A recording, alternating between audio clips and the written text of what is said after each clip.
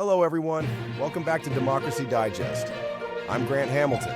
Thanks for tuning in. If this is your first time here, we break down the biggest political stories in America, the ones shaking up our democracy, and why they matter. If that sounds good, make sure you hit subscribe and ring the bell so you don't miss anything. Today, we're diving into a story that has rocked U.S. politics, the fatal shooting of Charlie Kirk. This incident has already triggered anger, fear, and a lot of questions. So we'll start with what exactly happened, who's involved, and the key facts you need to know. Let's get into it. On September 10, 2025, conservative activist Charlie Kirk, co-founder of Turning Point USA, was speaking at an outdoor event at Utah Valley University in Orem, Utah. The event was part of his American Comeback Tour and reportedly drew around 3,000 people. Roughly 20 minutes after the event began, a single gunshot rang out. Kirk was hit, shot in the neck, while on stage. Chaos ensued. Audience members fled. Security and first responders rushed in. The shot was believed to have come from a rooftop of a nearby building. Surveillance footage shows a person moving across the rooftop. Investigators later recovered a bolt-action rifle, a Mauser .30-06 model, believed to be the weapon used. It was found in a wooded area near the campus. Many key pieces of evidence, surveillance footage, digital communications, including activity from platforms like Discord, and family-friend statements, played a role in narrowing down the suspect. Authorities identified the suspect as Tyler James Robinson, 22 years old. He was arrested after about a 33-hour manhunt, with law enforcement following leads from surveillance, tips, over 11,000, and confessions or implications made to family friends. Robinson had no prior criminal record. Officials say he was not registered with any political party, but some evidence shows he had recently become more politically vocal or active, and bullet casings found at the scene were engraved with provocative messages. Think about this. Thousands of people gathering on a university campus. The speech was underway, questions being asked, and in a moment everything changed.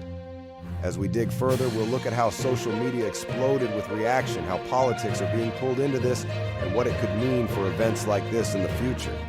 But first, just to ground us, here's a quick visual timeline. Insert graphic of timeline. When Robinson allegedly arrived, when he ascended to the rooftop, when Kirk was shot, when the suspect was captured, so we can piece things together clearly.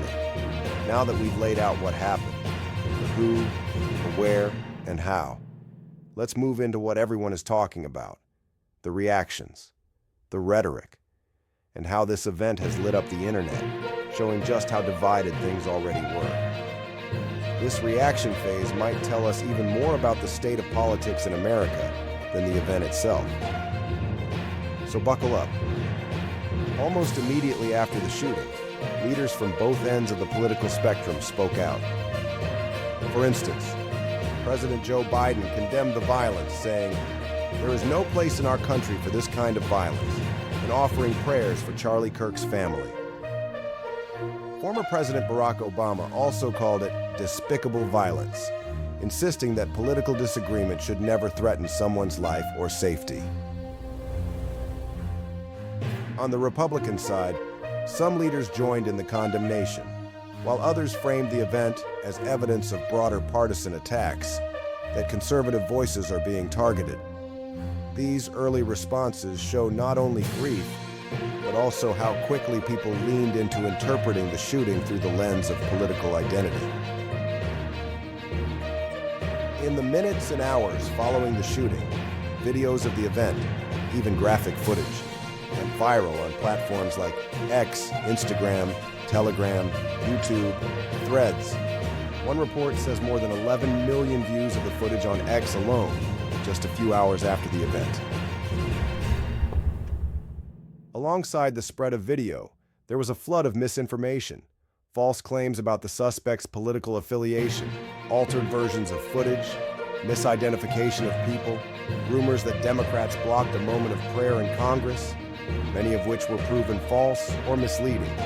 This kind of rapid spread amplifies uncertainty and fuels polarization, because people tend to latch on to what confirms their views, often before facts are clear. One of the most striking things, the rhetoric online got harsher, fast. Words like civil war, retribution, revenge started appearing from far-right influencers, conservative media, and some users. For example, some far-right commentators blamed the left immediately, suggesting the shooting is a pattern of leftist violence. Others warn of escalating violence if supposedly leftist ideology isn't held accountable. On the flip side, many moderates and democratic leaders cautioned against using this tragedy as yet another political weapon. They stressed the danger that using violent or extremist rhetoric in response might only make things worse. So there's this tug of war, anger plus blame versus calls for calm, de-escalation. And that tension is exactly what keeps people glued to their screens. Which brings us to the question, what does all of this mean for the future? Because the reactions aren't just noise. They might shape policy, discourse, and how safe we feel in expressing ideas. Coming up next, we'll explore the implications: political violence, free speech, misinformation, and where things go from here. So far, we've seen the event itself and the wild swirl of reactions. But now let's step back. Because this isn't just about one man, one city, or one moment. Charlie Kirk's death could represent a turning point, or at least a wake-up call, for many of America's most fragile democratic norms. Here are three major consequences we're likely heading into. If we want society to hold together, understanding these is crucial. Universities and public event organizers are already rethinking how to hold events. Outdoor open debates, like Kirk's Prove Me Wrong style, are being scrutinized for safety. Some are considering moving indoors, increasing security, or even canceling controversial speakers. There's a growing chilling effect. When people fear their lives, safety, or reputation might be threatened by speaking publicly, they self-censor. What gets trimmed out of conversations isn't always what's illegal. It's what's dangerous to say. Also, the slippery slope. Political violence, or the threat of it, can become normalized. When speech leads to violence, some may start demanding restrictions, whether through law, policy, or social pressure. That can feed into political polarization if one side feels unfairly targeted, and weaken trust in free expression. Already, rhetoric from both ends is becoming more militant. Some far-right voices are calling for retribution, framing this as part of a war. The us versus them framing is deepening. In response, other groups will push back, not just in speech, but maybe in protest, in legal maneuvers, or even through intimidation. Movements for security, censorship, and restricting dangerous speech tend to follow. Lawmakers are canceling or postponing public events because of safety fears. This is significant. It's not just symbolic. It changes how politics is done. If political appearances become dangerous or highly restricted, engagement goes down, and democracy suffers. Pressure for tougher regulation of speech on social media. Not just moderating violence, but what counts as incitement, hate speech, or praise of political violence. There will be debates about where to draw the line: enhanced security at public political events, metal detectors, more law enforcement, more private security, perhaps even restrictions on who can attend or speak at events. It raises costs, physically, financially, politically. Legal implications, calls for laws targeting those who praise or incite violence, perhaps tougher penalties for politically motivated crime, possible visa or immigration consequences for foreigners commenting on these events. Also, the political theater might shift. More calls to check heated rhetoric from media, politicians, influencers. Those in power might use the narrative of dangerous speech as a tool to crack down on dissenting voices. Put all that together.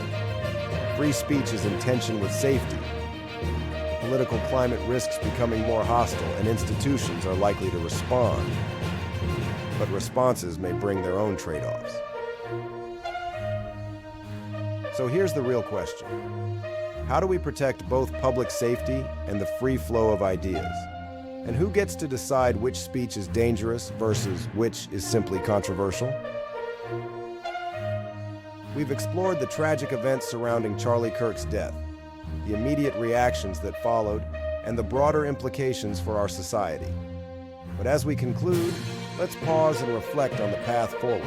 This incident has underscored the fragility of our democratic norms, the erosion of free speech, the deepening political polarization, and the potential for escalating violence are challenges we must confront head-on.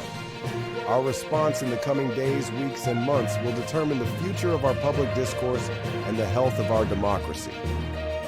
At Democracy Digest, we believe in the power of informed discussion and the importance of diverse perspectives. It's crucial now more than ever to engage in conversations that bridge divides, promote understanding, and uphold the values that bind us together. We want to hear from you. How do you think we can address the challenges highlighted by this tragic event? What steps should be taken to ensure the safety of public figures while protecting our fundamental rights? Share your thoughts in the comments below. If you found this video insightful, please give it a thumbs up, subscribe for more in-depth analyses, and ring the bell to stay updated on our latest content. Together, let's continue the dialogue and work towards a more united and informed society. Thank you for watching, and remember to stay engaged, stay informed, and stay compassionate.